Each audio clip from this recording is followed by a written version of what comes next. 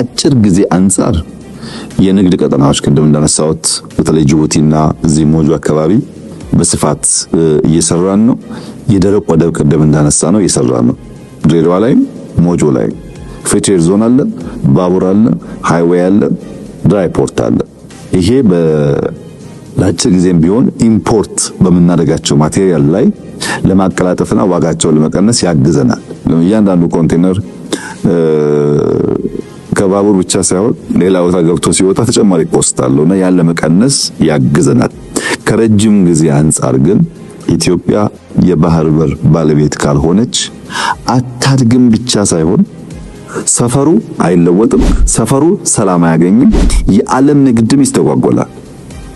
የዓለም ንግድ እንደ ኢትዮጵያ ባሉ አንከር ሀገሮች ቁጥጥር ስር መዋል የሚገባቸው ኤሪያስ እንደ ኢትዮጵያ ያሉ ትላልቅ አቅም ያላቸው ሀገራት ከጉዳዩ ርቀው ከሄዱ ትናንሽ ሀገራት ያንን ሰርጥ ያንን ወሽመጥ መጠበቅ ስለማይችሉ በእነሱም ጭምር በተቀረውም ዓለም አደጋ ያመጣልና ከረጅም ጊዜ አንፃር የኢትዮጵያ የባህር በር ጉዳይ አለየም አይባል ብዙ ልንጨቃጨቅበት የማይገባ በተቻለ መጠን በሰላም በንግግር በድርድር መሆን ያለበት ግን የግድ መሆን ያለበት ጉዳይ